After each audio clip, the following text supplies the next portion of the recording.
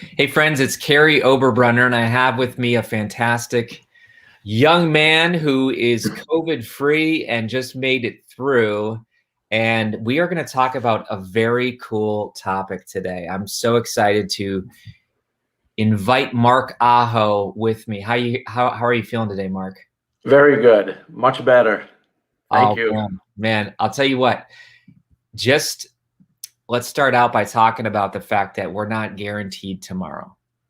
In other words, you just went through COVID. This is talking about generations of wealth. Why do the people today who are watching this, we're going to have people sharing this, tagging people. We're going to be giving away some prizes here in a moment. We're all celebrating your launch of your book. But why?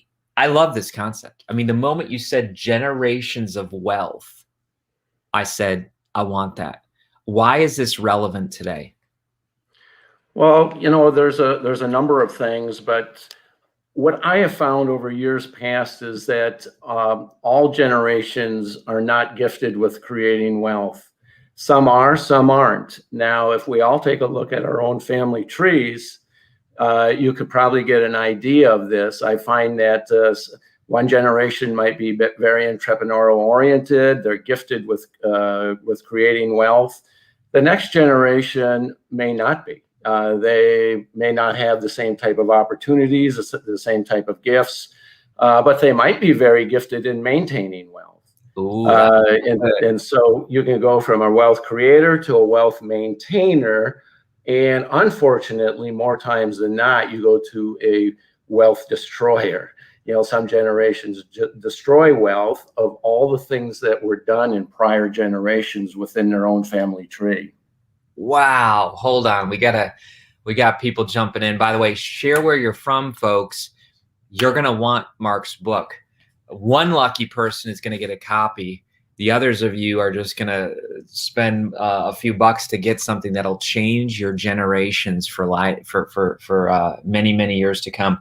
But you just said something very, very profound. You said we have people that maintain wealth, people that create wealth, and people that destroy wealth. Wow. Mm-hmm. Wow. What do you think, folks, as you're listening to this? I want to see a share. I want to see a tag. I want to see a comment. Which one are you? Which one do you want to be?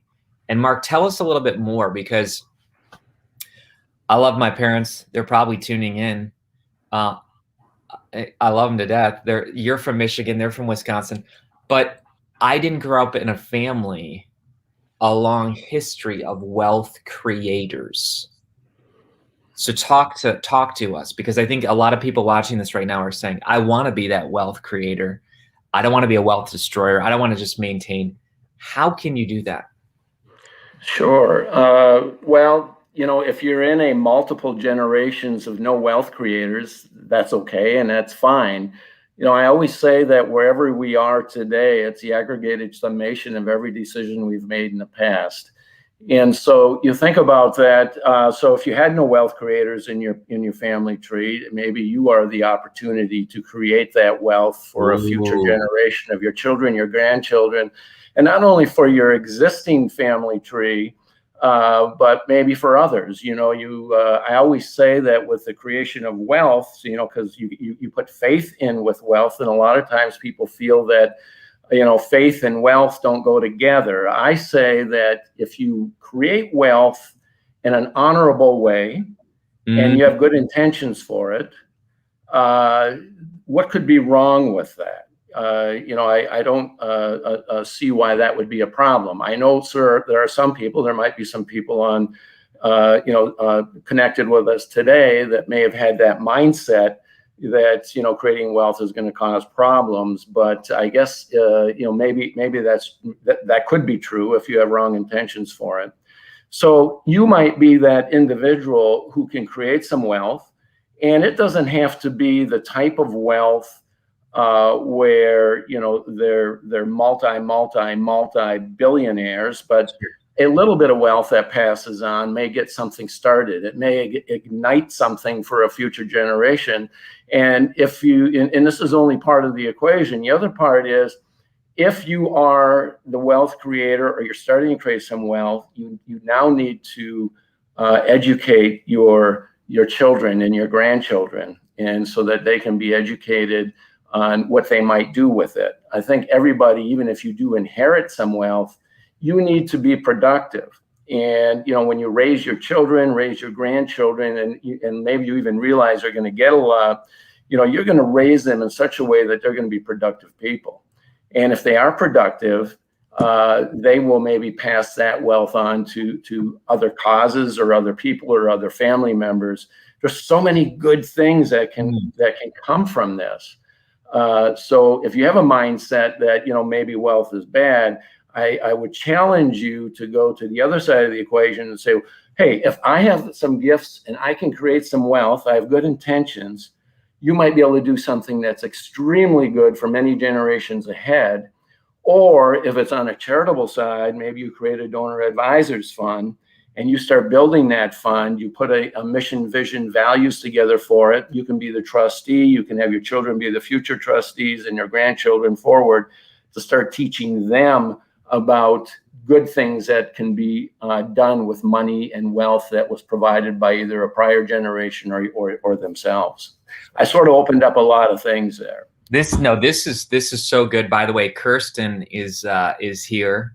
Kirsten, your friend who's on our team. We have Michelle from Toronto. We have Brian Abramson. I don't know if you know Brian, but he's been very engaged and active today. Colorado's in the house. New Jersey's in the house. We got all kinds of people. But listen, folks, we're going to be sharing some very important things. 5 years ago, I had no trust fund. I had no donor advised fund. 10 years ago, I was a pastor, barely making enough to save anything. Although, I'll tell you this, Mark, my wife jokes. The day, I'm talking the day we walked out of the office of the doctor and they said, because we didn't think we could have kids, and they said, you're already pregnant, which was amazing. It was a miracle. But before I said anything, I said, we got to open a college fund. I'm sorry, but I just, the moment I was a father, like the moment I was already saying, we gotta provide for these kids. Now that's kind of my love language with kids is like providing, but you call this a father's guide to designing an unshakable personal, spiritual, and professional legacy. Folks, we're going to give you some gold today. You got to listen up though. So if you want this book, I want you to tag somebody and share it and let me know that you did, and I'll be giving away this copy. But Mark, why a trust fund, first of all? Because like we're going to use some new terms. We're going to talk about donor advised fund. We're going to talk about some new terms here. And I realized that not growing up with wealth, I didn't even know what the words meant that we're saying. So you first have to and this is what your book does. Your book educates us in a kind way on what words we should even be using. But what are some words that people often have no clue in this conversation? Well, you mentioned trust. All people don't need trusts, but trusts can be a vehicle to pass on wealth, without probate and so forth. The tax laws are, they might be changing again, and there's different points of view with wealth that's created and how it should be taxed once somebody passes on. Trusts, there's all kinds of different trusts. And, I mentioned a donor advised fund. Somebody could have a charitable remainder trust. There's other ways of creating, trusts that go to charities or trusts that go to family. And, you can have trusts that the successor trustee could be a family member, or it can be a corporate trustee for the benefit of the family members. And I guess each family would have to have an idea of the emotional and capabilities of future generations. There's a lot of different stories about different wealth builders who set up trusts in a certain way that the wealth was maintained for multiple generations versus, it being destroyed after one generation. This is fascinating. This is fascinating. Give me 10 seconds. I'm going to show you something here in my office. You're going to love this here. Hang on one second. I always like to prove everything because I know there's skeptics out there. They're like, what is this guy even talking about? This is my fireproof bag. Okay. Again, this is unplanned. I'm opening up this bad boy and I'm getting out my files. And this is my trust. Okay. Because again, like I am can you see this? Yep. Look at that. Okay. And my wife has one. And we have, so here's Kelly's. Like folks, you can't use the excuse anymore. I didn't grow up in a wealthy family. I don't know about you, Mark, but I bet you would agree with me. We need to prepare for the wealth before the wealth comes. Like so many people think in poverty. They're like, well, if I ever get money, then I'll get serious. The way that I've started to get money is I've said, I'm going to prepare for it. I think that's biblical. I think God told the nation of Israel, dig the ditches before the rain. Like talk about that. And because I know you're a big faith guy. I'm a former pastor. But talk about that a little bit. Sure. I think something that strikes me is when, biblically it says, and this is about the, your treasures. And, yes. When the king or whatever travels and he gives so many things to 3 different individuals and both 2 of them double the money and 1 buries it. And so, you get into the fact of faith and fear. And, it's just like, and I might be digressing here just a little bit, but, when Jesus went back to his hometown, he performed very few miracles because there was such little faith. And so you get into this mindset of maybe even creating wealth and you have no faith in either, it starts with yourself. I mean, I started in this world with virtually nothing. I was, came out of a Goodwill farm, which is an orphanage, and was adopted out of it, and really had some of the, the worst, probably the worst start that a kid could have. Just well, I shouldn't say that. I was born, and I was allowed to be born, which is another whole issue. But it is a mindset. And, I think that as I was growing up, my parents were, gave me a lot of different lessons. After I was adopted by these folks, I was adopted by 2 great people. Wow. My mom, the eternal optimist, she's today 96 years old. She's had a few health issues, but she is an eternal optimist. Yeah. Everything is good. When I call her, she's happy. Even no matter what, but she's an eternal optimist. And so, you look at creating wealth, you look at biblically, you look at the trenches, talking about, digging the trenches, preparing for rain. We all have that responsibility. If, I look at it on the basis of, when you're a young person, and let's say, for my case, I'm a young man, I'm going to school, I get a job. I have to first prepare to, take care of myself. Got to take care of myself. I don't want anybody else taking care of me. I want to take care of myself. I want to be independent. Then you get married.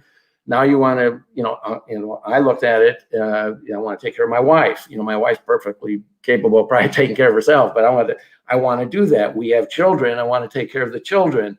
As it just goes on, that if you set a mindset of preparing for yourself, preparing for the rains, preparing for whatever it is, you know, I have found that you know, the family steward is sort of probably the primary type of client I work with. You know, they're a family steward. They underspend and save. You know, they never live. They're not living over their means. Yes. And they're terribly uncomfortable if they make X dollars and they spend all those dollars, and if they spend more than that, that's just like a tragedy to them. You know, so you know they want to save money. So preparing for the rains, digging the ditches, the water comes. You know, it's amazing how different mindsets can create different things in your life. Yes. Yes. I love the fact Kirsten says, and she's worked closely with you on this book, so she knows your heart. Love that Mark speaks from experience. He's living the principles he talks about in this book. Here's what I want to share, folks.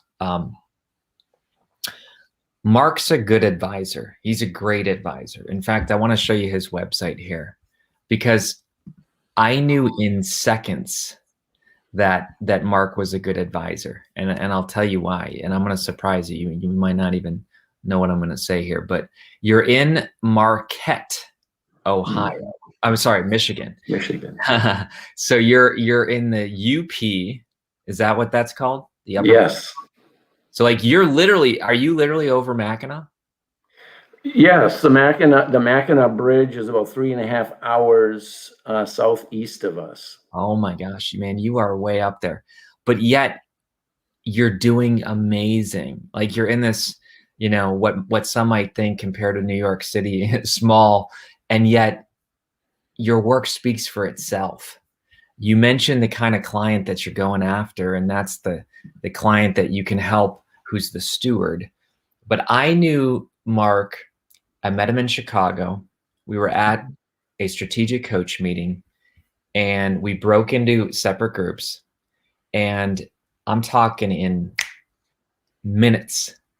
I knew that Mark shared the same faith, that he shared the same mindset. Like we just resonated. And I don't even remember what happened next. Maybe you said you had a book or you were working on a book or something, but I just knew that you knew how to help people be more successful.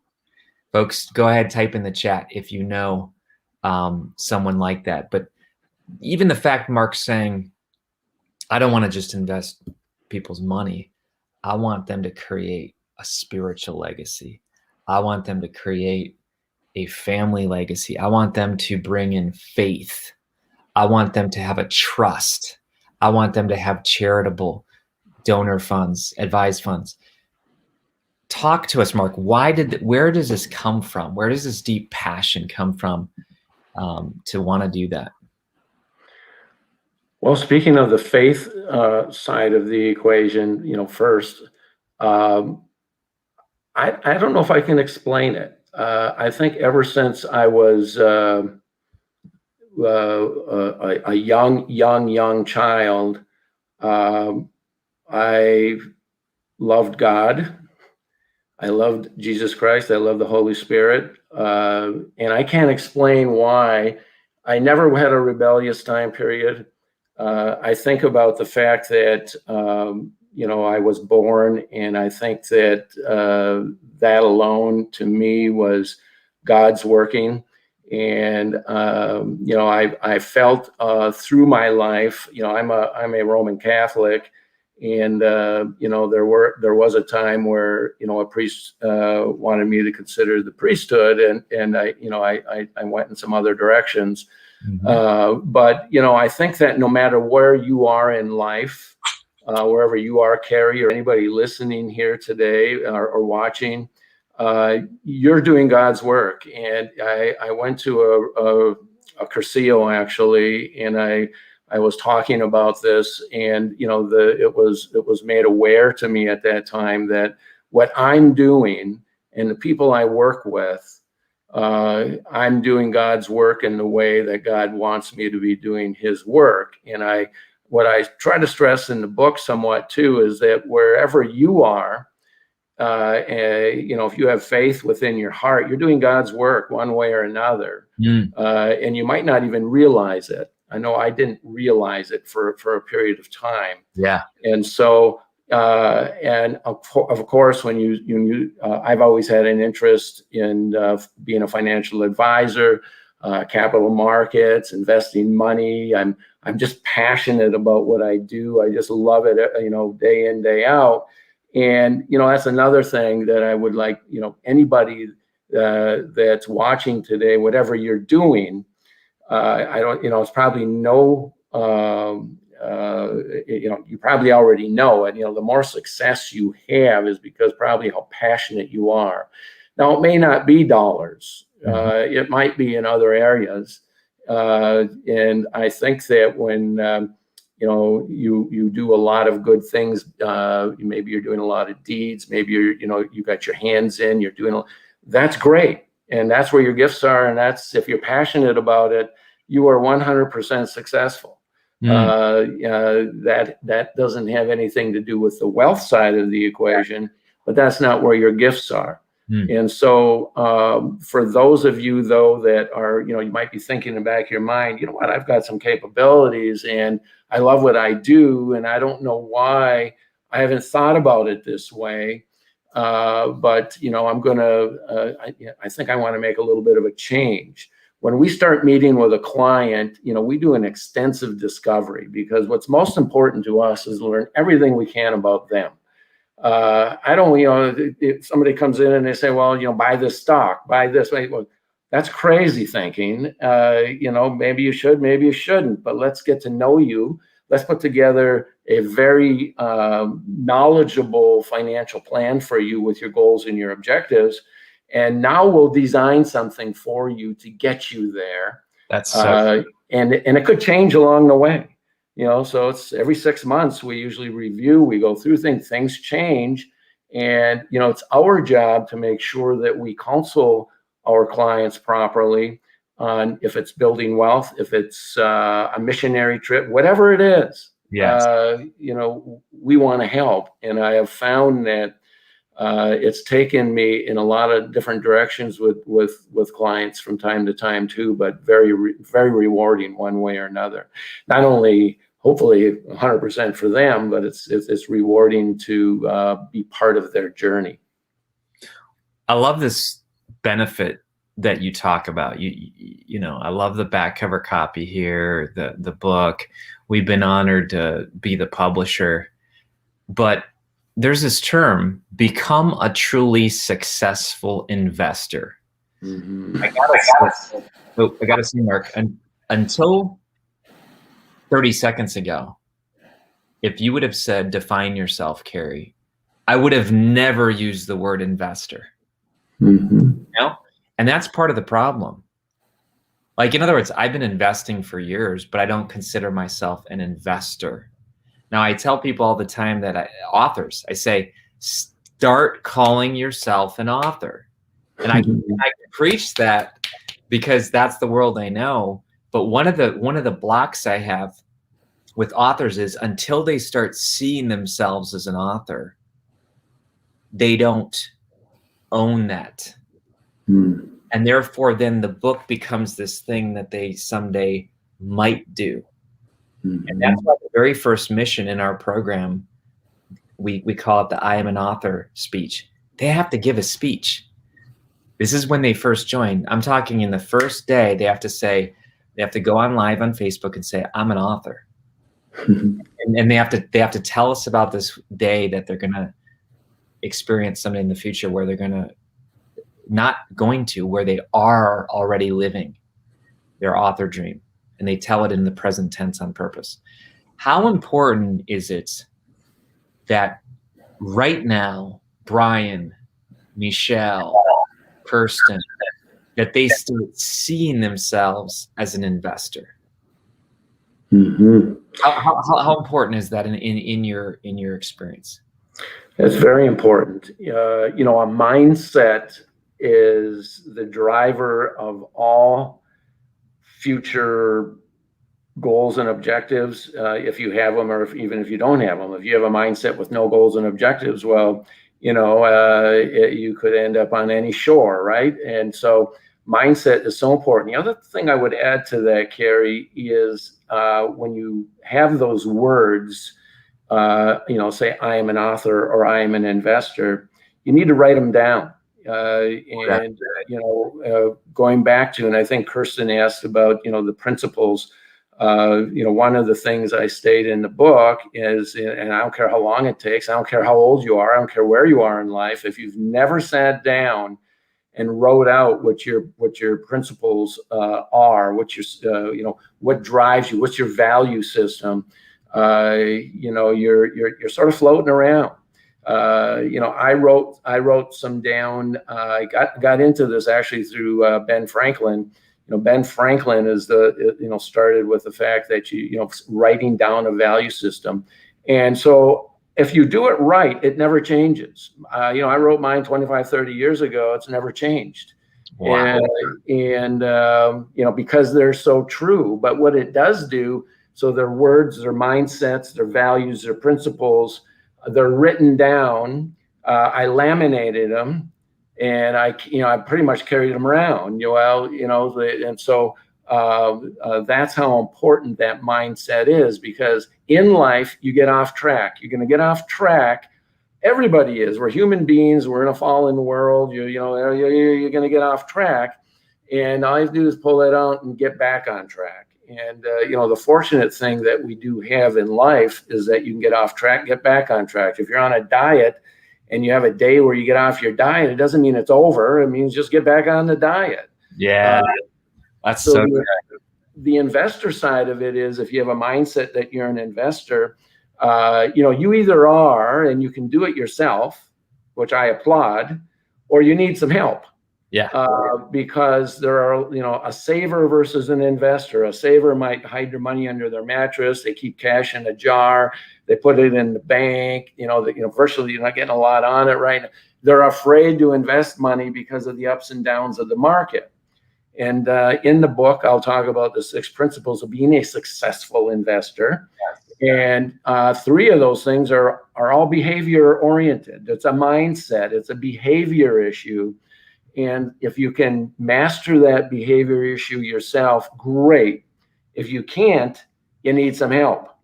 And it's very simple. And all these things. You got to have faith in the future. You can't be an investor if you have no faith in the future.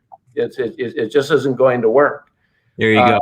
You can't stay in that space if you don't have patience. And you can't even get to the space if you don't have enough discipline to sit down and think about it and put together some type of a roadmap or a guide to get you off into the goals and objectives that you've set.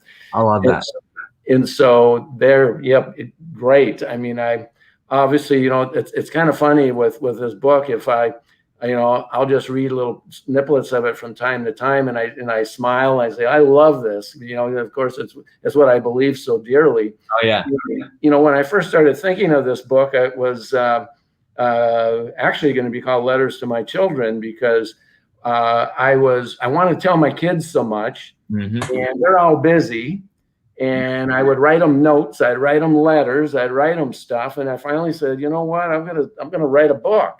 And they'll have it on their shelf, and they can pick it up and read it whenever they want or need some guidance. And I think there's a lot of guidance issues in here. And obviously, I wish everybody in this country would read that, read and follow those things. I think they would find a lot of success and a lot of happiness in the whole process. But we're going to give away a copy. There's been a lot of people who've been very active and engaged. In fact, Jin, I think it's Jin, says my 17-year-old daughter is very interested, and she's teaching herself. That's amazing. That's amazing, by the way. We're going to give away the book, though, to Brian. So Brian Abramson, Michelle, if you can grab his address, we're going to send him this copy, and it's a fantastic book. Mark, a few other things. I grew up thinking money was bad. By the way, we didn't have much. But it's subtle programming. Like, think back to movies when you were kids too. This is fascinating. But it's like in movies, the rich guy, the rich lady is the bad person. Yeah. You know what I'm saying? Like, we just have these subtle things that are like, well, people with money are fill in the blank. Well, those wealthy people just, must have ripped off people, blah, blah, blah. We have these concepts that have been handed down, and I'm not even saying from our parents. It's just been around us. It's just been around us. And that's how I grew up. So I said, I'm going to be a pastor. I'm going to be a missionary. But guess what pastors and missionaries need Mm-hmm. to live? What do you think, Mark? Oh, they need some money. They need some money. And they need to go to somebody and ask for it. That's it. And that's what's interesting. I was on one side of the equation for the bulk of my life till the age of 35. So the first 35 years of my life, it was money's bad, but if I need it, I'll ask other people who have it because I'm doing ministry. And I literally did not want to think about money. Okay. And God did provide. God does provide. I never took out school loans, although my parents never gave me a dime for college. Like, God did miracles, and God can do miracles. Mm-hmm. But I also know that Jesus talks more about money and wealth than heaven and hell. Mm-hmm. Whoa. So those of us who say, well, money's not a spiritual thing and money's just this evil we need to tolerate. Actually, what do you think about that, Mark? God said more about money and possessions, Mm-hmm. the afterlife. Yeah, and there is some danger there. As I was saying earlier, creating wealth honorably is important, and good intentions for it are important. Now, there's a lot of evil in the world, and there's a lot of evil that's wrapped around money. There's no question about it. But going back to the church issue as one, the realization in to me is the fact that I wanted to be a guy who could give money to the church. That makes me feel really good. Yeah. If I create wealth and the church has a project and I'm able to be a good contributor to it, that's great. And if and Kary, this, the pastor or the priest of the church, and they got a project, and the roof needs to be replaced on the church, they're going right away to anybody they think has money in the church first, and then they're going to go, and then they're going to try to spread it out where they can get $5 here, $10 there, and hopefully they'll have it covered by the people, the wealth creators. Now, it's not 100%. 100% of the wealth creators aren't going to be generous. And if you do go to my website, you're going to see that the word generous is important in how we think. And I'm working on a second book, and this second book has things to do with with 4 different questions. This was one thing that's also human nature. Human nature is that if you do create wealth, some might live very simple, some might live a little more extravagant. Most family stewards are going to live somewhere in the middle there. And, the realization is that, first of all, people are going to have to take care of themselves, because they don't want to be have somebody else responsible for their livelihood. Then they might want to live kind of the life they want to live. They might want to travel, do some things. Then you get into the second part of this equation, which is so important. And that's about helping your family. That's a family steward. That's what I've been talking about here, having the capability of helping your kids, your aunts, your uncles, your nieces, your nephews, whoever, because almost in every family tree, somebody needs help. Yes. They need some help. Now, if you want to be the wealth creator to be able to help them, I think, you kind of look at your value proposition and, when you're creating your principles and see how you want to do that. Maybe you don't want to be that person. That's fine. That's perfectly fine. I've always found it that I wanted to create, I want to take care of myself, my wife, my kids, as I was saying before. And now I'm able to do a lot more. I've helped my aunts, my uncles, my mom. I've the charities. We've created this donor advisor fund, and all these things occur. So you go back to the church, and the church needs something. I don't know. I find a lot of joy in the fact that when I get a call, I can say, yes, I can help. Mm-hmm. I can help. And there are a lot of people, and in our world here today, they spend every dollar they make. I don't know. I don't want to say the smoking, the drinking, the gambling, all the stuff where money goes, and they spend. And they're one thing in the legacy side of the book, I point out about, well, where are you legacy wide?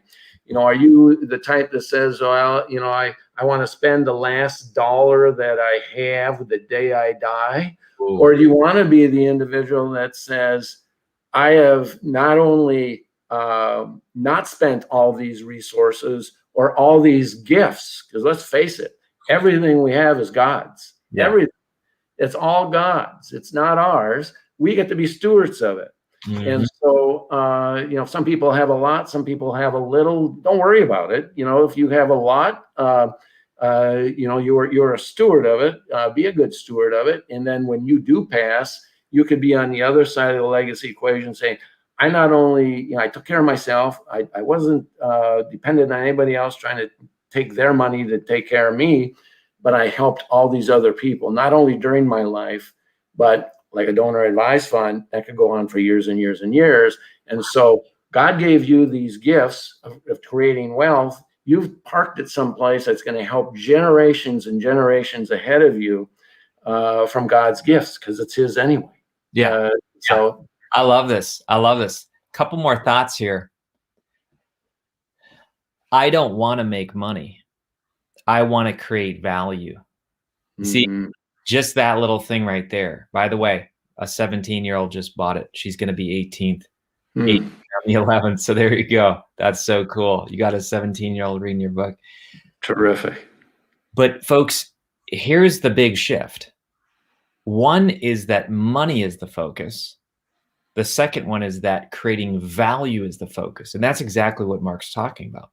Money is just simply the fruit or the result of creating value. So I really encourage everyone listening, if you say, oh, money, the love of money is the root of all evil, fine, the love of money, then don't love money. Love creating value for people. And then the money comes. By the way, Nikki just bought hers. I mean, people are just loving this book here. So Mark, we'll land this plane in a moment, but you are writing a second book. I'm just as excited about the second book. In fact, I'll never forget the title. We came up with it all those years ago, and you had COVID, now you're back, and now we're so glad. But give us some parting words for people. And here, I'm going to tell you this one specifically. I once knew a friend of mine who said, Kary, I'm not going to be generous right now because I don't have anything.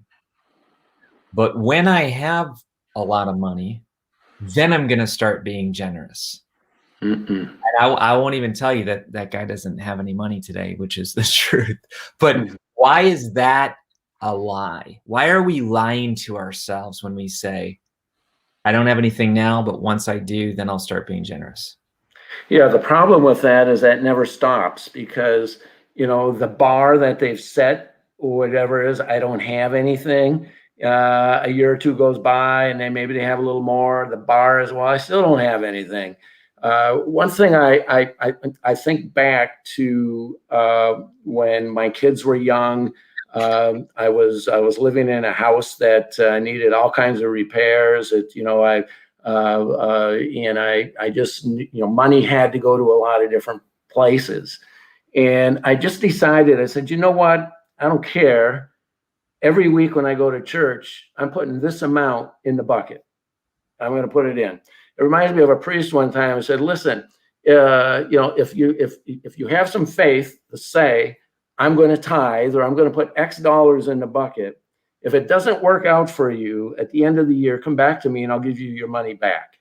And so it's amazing. Virtually nobody ever needed their money back. And and it sort of rests in what you're saying, Kary, about, God does provide, but you have to have the faith in the fact that you can be generous with something. Yeah. Something. Yeah. If it's time, it's time. The problem is, a lot of times everything's upside down. You're young, you need everything, and you don't have a lot of earnings, you don't have a lot of money, but you need everything. Yeah. But even during those times, a little bit. Yeah. There's something you can do either with your time or I think of the biblical lady who put the pennies in the jar, Yes. and there's something to be said for that. And you said God talked about, or Jesus talked about, money many, many times. He understood that it could be harmful if it's not looked at properly. But on the other side, I look at it on the side, if you have some faith, miracles do happen. No miracles happen without faith. And it works that way in wealth building too. If you have no faith in yourself, if you have no faith in the fact that you can be generous even when you don't have a lot, those things won't happen. They just won't. I got to share a true story, Mark. And it's an exciting story. And once you hear it, people will be like, you're a nut, dude. But that's okay. Yeah, I was driving home yesterday, and it was a very odd day, very strange day, because two people that we had written proposals to that said they were in, for the services and products that we do. We're creating some big brands for them. They both said, it's not going to work out. So I drove home yesterday with $50,000 of promised money like that. And you know what? I was happy. Like that, if that would have been me 5 years ago, I would have been bummed for 2 weeks. My confidence would be low. Here's why I'm excited. A, it was never mine to start. B, we've already made it up today. Like, in other words, I think that sometimes money has us. We don't have money. And yesterday, I walked in and I told my wife, hey, we just lost 50K today. And I was just being silly.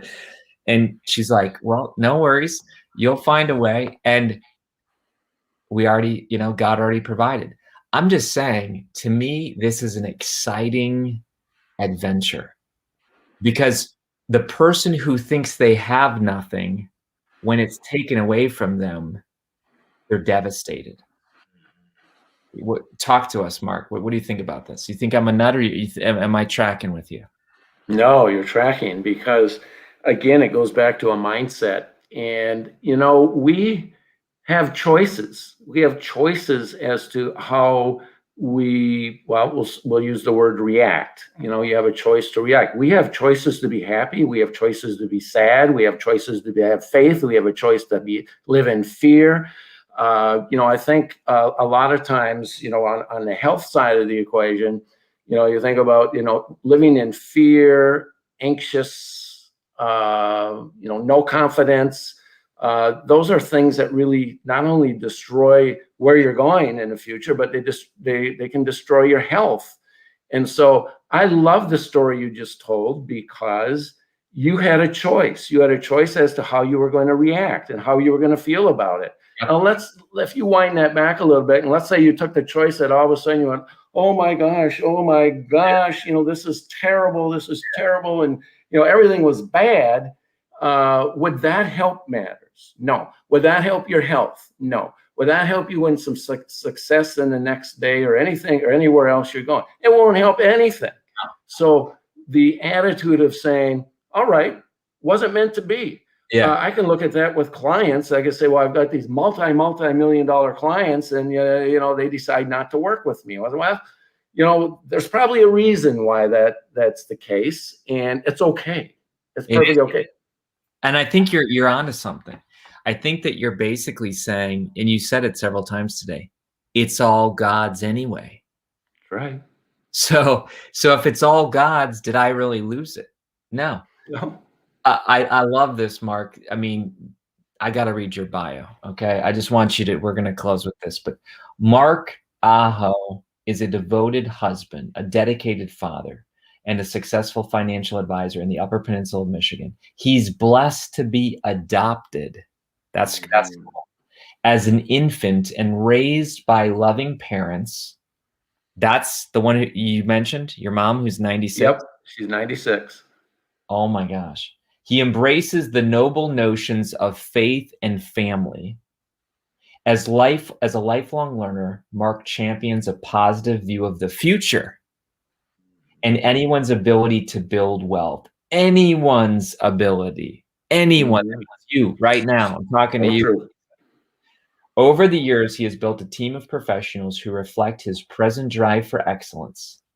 Mark's passion overflows as he trains his team and others to serve every client through premium wealth management services. Mark and his wife, Julie, share life together with their 2 adult children, Christina and Ross. Folks, get the book. Get the book. And I just flipped to the end. How cool is that? You even provide samples for us. And again, this would have been like Greek or Hebrew to me a few years ago. But there's hope. There's hope for all of us. So, Mark, anything final you want to say as we close out today? Yeah, I just am so thankful. I'm thankful that I met you, Kary. I feel the same way, that we had an instant connection. And I would say to everybody that is with us here today, just remember that, and I think what Kary said at the end is so important. We have choices. We have choices, and God gave us free will and choices. And it's amazing how many people squander or go to the dark side or look at everything negatively versus positively. And so, if you've been one of those people in the past, or you're on the fence, please, I challenge you, take the positive side. Positive energy creates and attracts more positive energy. Yes, some negative energy. It's amazing how fast that floats in and causes the skies to darken and so forth. But you can have a positive attitude and everything in life, and think of the future, but live in the present. I mean, we can't just live in the future either. I mean, we've got to live in the present time, but know that there is a future and that it's bright no matter what, if you can have that mindset. This was fantastic. Everybody, check out Mark's book on Amazon. Here's the link. And then we popped in his link as well. And I got to ask a question. What happens if people don't live in Marquette, Michigan? Are they able to still engage with you? Yes, we have clients right now in 22 states. I am going to be meeting, well, I'm Zooming with a client in Colorado today after this call. So it's just the way it is. We get referrals from around the country, and so we're in 22 states right now. Wow, I love it. Well, folks, thanks for being here. Go ahead and thank Mark. And folks, we just had a blast. I'm excited we get to be your publisher for book 2. And thank you for being here today. Thank you. God bless you all.